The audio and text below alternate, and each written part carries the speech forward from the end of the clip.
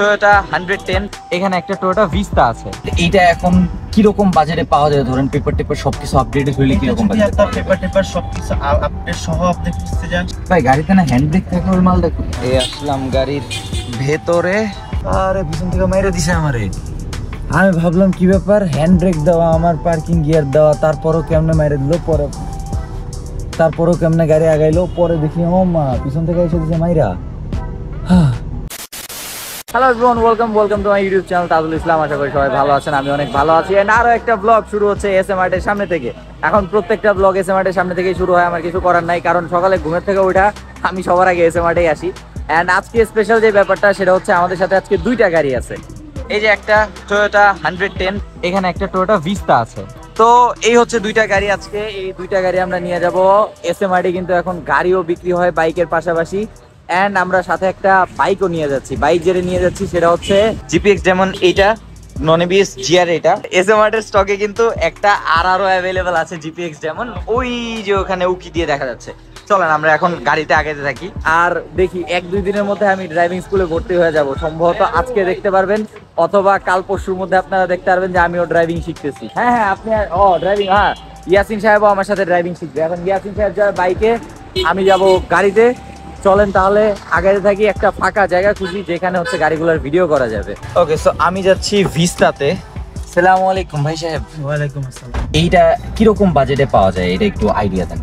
এই গাড়িটা হচ্ছে আপনার আগে যে জেনারেশনটা ছিল তাদের একটা মোস্ট ফেভারিট গাড়ি ছিল। Crown, ring vista, mark 2, chaser, এগুলো হচ্ছে এক সেগমেন্টের গাড়ি। তখনকার সময় এটা হচ্ছে আপনার স্পোর্টস টাইপ কার বলা যায়। আচ্ছা, এটা কত সিসি? 1800। ওকে, 1800 সিসি গাড়ি। সাথে আমাদের আরেকটা 110 আছে, তাই না? ওটা হচ্ছে 111, সরি। এইটা এখন কি রকম বাজারে পাওয়া যায়? ধরেন পেপার টেপার সবকিছু আপডেটেড হইলে কি রকম বাজারে পাওয়া যায়? পেপার টেপার সবকিছু আপডেট সহ আপনি খুঁজতে যান, সেই ক্ষেত্রে হচ্ছে আপনার 7.5 লাখ টাকার মতো পড়বে, 7.5 থেকে 8 লাখ টাকার মতো। ভাই, গাড়িতে না হ্যান্ড ব্রেক থাকে ওই মালটা। হ্যান্ড ব্রেক হচ্ছে এটা পায় হ্যান্ড ব্রেক। আচ্ছা আচ্ছা আচ্ছা, দেখেন, বাট আপনি ড্যাশবোর্ডের যে মিটারের সিস্টেম এটা দেখতে পারেন, এটা হচ্ছে পুরো পিএসএল। এইটা ডিজিটাল মিটার, এখানে একটা ছোট্ট করে। চলেন আমরা এখন ভিডিও করার মতো সুন্দর একটা লোকেশনে যাইতে থাকি। আসলে পাশাপাশি দুইটার মধ্যে ভিস্তারা দেখতে সুন্দর লাগে বেশি, এন্ড ভিস্তার কালারটাও একটু ইউনিক। নর্মালি সাদা কালার গাড়ি বাংলাদেশে খুবই কমন, এই কালারটা একটু ইউনিক। ভাই, এটা কালারের নাম কি? এটা হচ্ছে গোল্ডেন কালার। গোল্ডেন বলে এটাকে? গোল্ডেন তো লাগতেছে না। আচ্ছা আচ্ছা, তো এই কালারের নাম হচ্ছে বেনসন কালার। ওকে, সো আমরা এখন এখানে শুট শেষ করলাম। এই যে দুইটা গাড়ি আমরা এভাবে আড়াআড়ি করে রাখছিলাম, এখন আমরা বের হয়ে যাচ্ছি।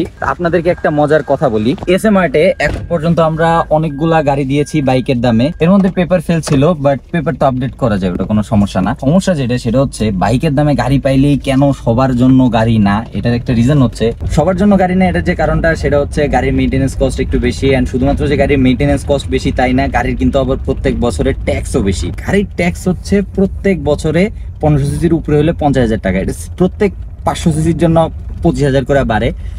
1331 সিসি যে এই যে আপনারা দেখলেন ওই যে সামনে গাড়িটা যাচ্ছে DX 111, এইটার যে ট্যাক্স এটা হচ্ছে প্রত্যেক বছরে আপনার 25,000 টাকা। আর এই যে যেটাতে বসে আছে এখন, এটার হচ্ছে প্রত্যেক বছরের ট্যাক্স হচ্ছে 50,000 টাকা, রিং ভিস্তার। তো এই হচ্ছে বিষয় আসলে, এই জন্যই আর কি সবার জন্য গাড়ি না। আমিও চিন্তা করতেছি যে গাড়ি নেওয়া বেটার হবে না বাইক আরেকটা কিনে নিব। বাট বিষয় হচ্ছে যে 1 বছর তো চালানো যাবে, 1 বছর 2 বছর তো চালানো যাবে। তারপরে ট্যাক্স রিনিউ করার মতো অ্যাবিলিটি আমার আছে, প্রত্যেক বছর গাড়ির ট্যাক্স দেওয়ার মতো অ্যাবিলিটি আমার আছে। বাট তারপরেও একটু চিন্তা করতেছি যে বাইক তো একটা লাগবে। এখন একটা ছোটখাটো বাইক আর একটা গাড়ি ভালো হবে, নাকি একটা বড়সড় বাইকই ভালো হবে, আবার এটা একটু চিন্তা করতেছি। Hello knock. কালকে যে পর্যন্ত কাহিনী দেখছেন এটা হচ্ছে তার পরের দিন, এন্ড ফাইনালি আমি একটা ড্রাইভিং স্কুল জয়েন করেছি। স্কুল হচ্ছে এই পাশে। স্কুলের বিষয় আসে আপনাদেরকে কালকে দেখাচ্ছি, কালকে ভালো করে বলবো যে কোন ড্রাইভিং স্কুল জয়েন করছি, কিভাবে, কেমনে, কি কোর্স ফি কি, সবকিছু কালকে বুঝাবো। আপাতত চলেন আজকে গাড়ির যতটুকু বুঝলাম ততটুকু আপনাদেরকে বুঝাই। আজকে তেমন বেশি কিছু বুঝি নেই, আজকে হচ্ছে বেসিক কন্ট্রোলগুলো বোঝানো হয়েছে, যে গাড়ির ভিতরের কোনটা কি ইন্ডিকেট করে, তারপরে হচ্ছে কি দিয়ে কি কন্ট্রোল করা যায়, এই জিনিসগুলো শেখানো হয়েছে। চলেন দেখি এই জিনিসগুলো এখন আপনাদেরকে একটু দেখাই। এই আসলাম গাড়ির ভেতরে আসার পরে এই যে সিটের মাঝখানে এখানে একটা লিভার আছে, এটা দিয়ে হচ্ছে সিটের পজিশনটা কন্ট্রোল করা যায়। আর চাবি যাবে হচ্ছে এই জায়গায়, এরপরে একবার ঘুরাইলে পরে নর্মালি আমাদের বাইকের যেরকম মিটার অন হয় এটারও এরকম মিটার টিটার সবকিছু অন হবে। আচ্ছা আমি ওয়াইপার মনে হয় দিয়ে রাখছি, ইয়েস ওয়াইপার দেওয়া ছিল। এই যে এখানে একটা ইন্ডিকেটর দিয়ে সিট বেল্টের, মানে আমার হচ্ছে সিট বেল্ট লাগাইতে হবে। চলেন আগে সিট বেল্টটা লাগাই আনি। সিট বেল্ট লাগানো শেষ অ্যান্ড এখান থেকে হচ্ছে সিট বেল্টের ইন্ডিকেটর লাইটটা চলে গেছে। এখন হচ্ছে আমরা ইঞ্জিনটা অন করব। জরুরি জিনিসের মধ্যে আমরা হচ্ছে আপাতত অ্যাক্সিলারেটরে পা দিব না, অ্যাক্সিলারেটরের সাথে কোনো খাতিরই নেই আজকে। এরপর হচ্ছে এসিটা অন করতে হবে। অটোতে চাপ দিলে এসিটা অন হয়ে যাওয়ার কথা। ইয়েস এসি চলতেছে। আর যদি এসি না চলে তাহলে হচ্ছে এখানে আরেকটা বাটন আছে। ওকে, এখানে কন্ট্রোল করার বাটন যেগুলো সেগুলো হচ্ছে এই যে রিয়ার ভিউ মিররটা খুলতে হবে। এই যে এই মিরর খুলে গেছে। ওই পাশের মিররটাতে হালকা একটু প্রবলেম আছে, যে জন্য এটা খুলতেছে না। এটা আমাকে ফার্স্টেই বলে দিছে। এটাতে কিন্তু পিছনের ভিউ একদম আমি ক্লিয়ার দেখতেছি। এই হচ্ছে ড্যাশবোর্ড ভিউ।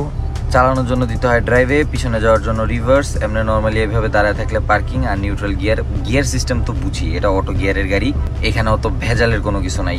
আপনাদেরকে ইন্ডিকেটর দেওয়া দেখাই নেই, চলেন ইন্ডিকেটর দেখাই। এই যে লিভারটা, এটাতে অনেক কিছু আছে। এটা হচ্ছে এদিক উপরের দিকে দিলে পরে এই যে বাম পাশে ইন্ডিকেটর দিছে, নিচের দিক দিলে পরে ডান পাশে ইন্ডিকেটর। পুরো শেষ হলে ইন্ডিকেটরটা অটোমেটিক্যালি নিজের জায়গায় ব্যাক চলে যায়, মানে এই লিভারটা। এরপরে এইটুকু যে এটা এখানে ঘুরাই দিলে আমার পার্কিং লাইট জ্বলছে, এখানে দিয়ে দিলে আমার হচ্ছে হেডলাইট জ্বলছে। বাট আপাতত এটা আমি অফ করে রাখতেছি, চালানোর টাইমে হেডলাইট জ্বালায় চালানো ভালো। এরপরে এটা হচ্ছে হ্যাজার্ড, এটা দিলে 4টা ইন্ডিকেটর একসাথে জ্বলে। আর এটা ইন্ডিকেট করে যে আমার হ্যান্ড ব্রেক দেওয়া আছে। এটা হচ্ছে ইঞ্জিনের টেম্পারেচার, এটা হচ্ছে ট্যাকোমিটার, এটা হচ্ছে গিয়ার কোনটা দেওয়া আছে, এখানে হচ্ছে স্পিড, এরপরে এখানে হচ্ছে ফুয়েল। তো আরে পিছন থেকে মাইরে দিছে আমারে।